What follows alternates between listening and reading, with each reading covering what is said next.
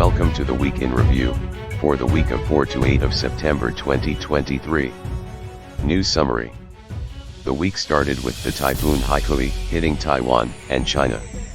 In Taiwan, more than 7,000 people were evacuated from high-risk areas, and at least 40 people were injured in the storm. Now, a brief note about the aging government representatives in the U.S. The top Senate Republican Mitch McConnell has suffered high-profile lapses, but Democrats are reluctant to question his age when Joe Biden, now 80, is America's oldest president. The question was simple.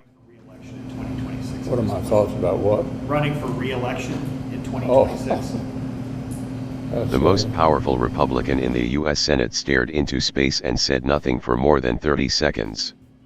It was the second time in little more than a month that 81-year-old McConnell had frozen while speaking to reporters. Well, good afternoon, everyone. We're on a path to finishing the NDA this week. It's been good bipartisan cooperation and a string of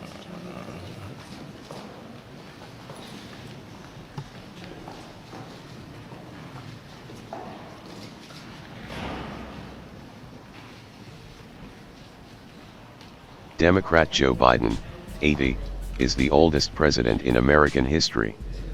Republican Donald Trump, 77, is the second oldest and current front-runner for the party nomination in 2024. The Senate, average age 64, has one of the oldest memberships of any parliamentary body in the world. If he wins re-election, Biden would be 86 by the end of his second term. A recent opinion poll found that more than 3 in 4 Americans think he would be too old to be effective.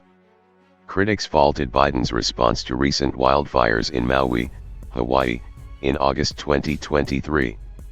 The speech he gave there could be characterized as rambling. Almost lost my wife, my 67 Corvette, and my cat. But all kidding aside, I watched the firefighters, the way they responded. Meanwhile, Republican candidates for president such as Nikki Haley, 51, former governor of South Carolina, and Vivek Ramaswamy, a 38-year-old biotech entrepreneur, have called for generational change. Haley, who has called for mental competency tests for candidates over 75, told the Fox News network, "What I will say is, right now, the Senate is the most privileged nursing home in the country." The Reserve Bank of Australia maintained its cash rate at 4.1% during its September meeting, extending the rate pause for the third successive month, in line with market expectations. The Bank of Canada also held the target for its overnight rate unchanged at 5% in its last meeting.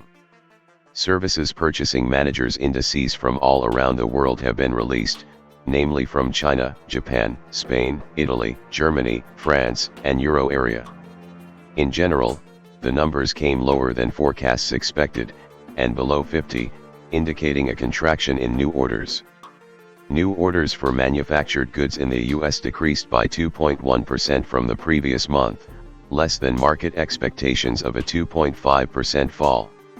Additionally, in the U.S., the ISM Services PMI unexpectedly jumped to 54.5 in August 2023, pointing to the strongest growth in the services sector in 6 months.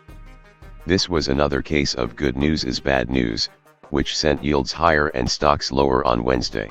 Regarding the financial markets, for the week, the main stock market indices are down, with the S&P 500 losing 1.3%, the Nasdaq 100 down 1.4%, and the Russell 2000 3.6% in the red. Gold and silver lost 1.1% and 5.2%, respectively. The barrel of WTI rised 1.4% and is now around $87 per barrel. Bitcoin is still around $26,000. The relative strength of the US dollar rised 0.8%, and bond yields increased slightly. U.S. bond yields now sit at 4.27% for the 10-year and 4.34% for the 30-year. The U.S. bond yield curve is inverted and is now peaking at 5.53% in 6 months from now. Now, The comment section. One big trend observed since July is the rise in oil prices, which came up all the way up from the $70 per barrel level. In the near future, it is possible that oil gets up to $90 per barrel, as prices are supported by supply cuts from OPEC+. Saudi Arabia announced that it will extend its voluntary output cut of 1 million barrels per day, for another 3 months, to stabilize and balance oil markets. Russia also extended its voluntary reduction in oil exports by 300,000 barrels per day until the end of the year. Both countries said they will adjust production monthly depending on market conditions. Oil and gas are not only important energy sources, but are also used in numerous chemical processes and in the production of fertilizers. We see the rising oil prices as a threat for resurging inflation. An economy downturn, such as a recession, will put downward pressure on oil prices, but interest rate cuts will decrease the strength of the US dollar, which is supportive of higher oil prices. Thus, we see energy prices remaining steady in the foreseeable future, and energy as an interesting sector. Have a nice week. Recommended videos, you can find the link in the description. Rick Rule, Silver Set to Shoot the Moon, Expect Much a Higher Price Ahead, by Wealth Ion. Is a digital currency coming? McGregor warns there could be a hidden agenda, by the Rich Dad channel.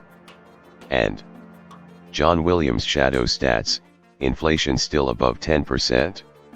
Real inflation has been above 2% for decades, by Wall Street for Main Street. Thank you for tuning in to JKO News.